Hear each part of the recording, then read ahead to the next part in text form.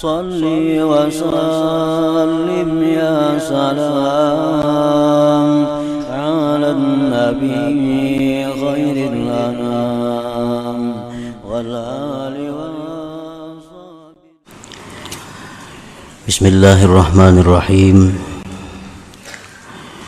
Alhamdulillahilladzi addaba habibahu sallallahu alaihi wasallam fa ahsana ta'dibah waja'alahu khairal wara sajiyah.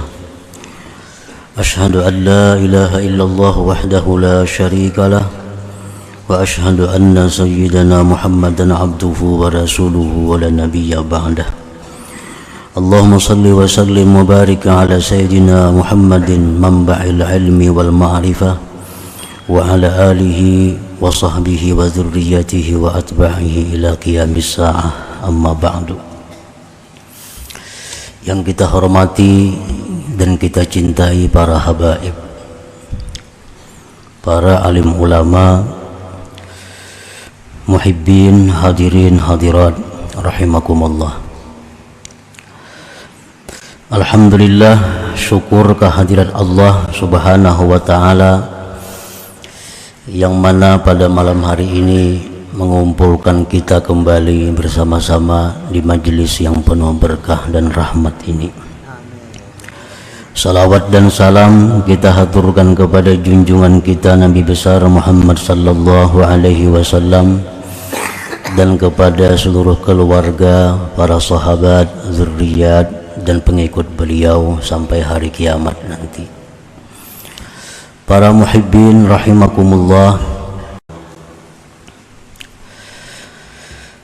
al-adabu ma'allah mubadaratum tithali awamirihi wa jitinabi nawahi wa adamul i'tirad alaihi wa ala khaliqatih. Bermula adab terhadap Allah, bersegera menjunjung perintah, bersegera menjauhi yang dilarang Allah, dan tiada mengiktirat, tiada mengeritik, tiada menyangkal atas Allah, wa ala khaliqatih, dan tiada mengeritik atas makhluk Allah. Kemudian wa husnuz zanni bih, adab terhadap Allah, berbaik sangka dengan Allah subhanahu wa ta'ala, berbaik sangka terhadap Allah. Artinya berbaik sangka dengan Allah itu adalah bahwasanya Allah itu tidak menghendaki kepadaku kecuali kebaikan. Allah tidak menghendaki kepadaku itu kecuali kebaikan. Itu berbaik sangka kepada Allah. Apapun yang didatangkan Allah kepada kita, maka pastikan bahwa Allah berkehendak baik kepada kita. Allah mendatangkan nikmat kepada kita, maka kita sambut, kita sikapi nikmat Allah yang datang kepada kita itu bahwa ini adalah Allah menghendaki aku jadi orang yang bersyukur kepadanya. Nah, ini baik sangka terhadap Allah. Allah mendatangkan musibah kepada kita, kita sikapi, ini Allah menghendaki aku jadi orang yang sabar atas musibah ini. Itu baik sangka kepada Allah. Allah mendatangkan kepada kita maksiat sehingga kita melakukan maksiat, kita sikapi bahwa Allah menghendaki aku orang yang bertobat kepadanya, lalu tobat kepada Allah. Allah mendatangkan kepada kita taat, ini Allah menghendaki aku agar mengingat taufik dan hidayah Allah. Nah, apapun yang didatangkan Allah kepada kita, kita pastikan bahwa kehendak Allah itu baik kepada kita. Baik yang didatangkannya itu nikmat, yang didatangkannya itu bala, yang didatangkannya itu taat, yang didatangkannya itu maksiat. Semua kehendak Allah agar kita jadi orang yang baik. Allah sudah lama, Allah sudah rindu mendengar tobat kita, karena kita sudah lama tidak berbuat maksiat. Allah ingin kita ini tobat. Dijatuhkannya kita dalam maksiat, sehingga kita tobat kepada Allah. Nah, ini maksud Allah terhadap perbuatan yang maksiat itu, agar kita selalu kembali kepada Allah. Ingat bahwa kita tanpa perlindungan Allah akan terjatuh ke dalam maksiat ini. Nah, itu artinya husnuzan dengan Allah. Apapun yang didatangkan Allah, maksud Allah adalah kebaikan untuk kita. Itu kesimpulan daripada husnuzan tadi dengan Allah. Jadi kada perlu misalnya kita umpamanya diberi Allah musibah, aku pang kebanyakan dosa jadi Allah sarik lawan aku. Jangan. Kita diberi Allah musibah, artinya apa? Ini Allah menyuruh aku jadi orang sabar, titik. Kada usah aku pang banyak dosa jadi Tuhan sarik lawan aku makanya dapat musibah ini. Kada perlu itu. Berbaik sangkalah kepada Allah. Apapun yang kada nyaman kita hadapi, artinya Allah menyuruh kita jadi orang yang sabar. Allah menyuruh kita jadi orang yang ridha kepada ketentuannya. Nah, itu maksudnya husnuzan, baik sangka dengan Allah. Termasuk bagian daripada adab seseorang kepada Tuhannya.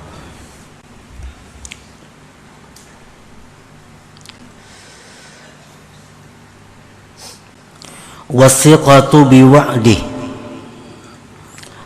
termasuk adab seseorang kepada Allah, percaya dengan janji Allah. Jangan ragu-ragu dengan janji Allah itu. Apa yang Allah janjikan dalam Al-Quran, apa yang Allah janjikan lewat Rasulullah Sallallahu Alaihi Wasallam itu pasti. Jangan ragu-ragu. Kalau kita ragu-ragu, berarti kita sudah tidak beradab kepada Allah, sudah kada beradab lawan Tuhan. Contohnya Al-Quran menyebutkan wa may yattaqillah yaj'al lahu makhraja wa yarzuqhu min haitsu la yahtasib. Nah, ini janji Allah. Barang siapa yang takwa kepada Allah, Allah akan jadikan baginya jalan keluar dari kesempitan, kesusahan, dan Allah akan berikan dia rezeki dari jalan yang tidak terduga-duga. Ini janji Allah. Asalkan kita takwa kepada Allah, hidup kita tidak akan susah. Asal takwa. Nah, kepercayaan seperti itu bulat dalam hati kita, sedikit pun kada ragu. Kenapa kita sekarang jadi susah, jadi sengsara? Akibat dulu kada takwa. Akibat dahulunya kada takwa. Sekarang jadi susah. Sana ada hutang, sini ada hutang, sini ada hutang. Kenapa? Dulunya kada takwa. Jakanya takwa kada sampai demikian terjadi. Karena orang takwa itu dijamin oleh Allah bahwa tidak ada kesulitan baginya, pasti ada jalan keluar, dan ada rezeki yang datang dari jalan yang tidak terduga-duga. Nah, jadi percaya dengan janji Allah itu adalah bagian dari adab seorang hamba kepada Allah Subhanahu wa ta'ala.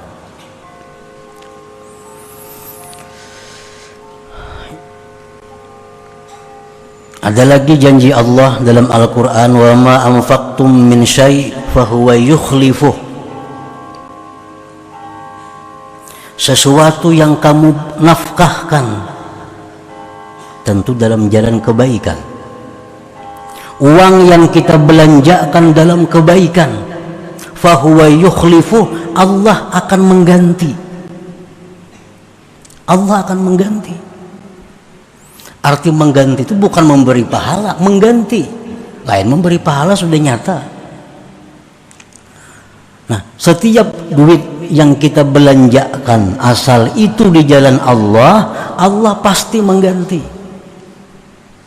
Adalah orang bangkrut bewakaf, kada terdengar lagi ada. Adalah orang yang pemurah tuh bangkrut, kada ada. Pemainan maka banyak bangkrut. Kalau orang yang bujur-bujur menggunakan duitnya di jalan Allah, fahuwa yukhlifu, Allah pasti mengganti. Nah, ini janji Allah. Maka janji Allah itu 100% bulat di dalam hati kita, kita percaya tanpa ragu-ragu.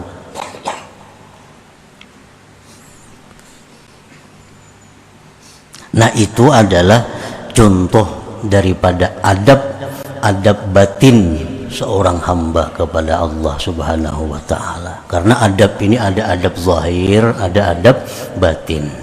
Adab batin ya kayak tadi contohnya.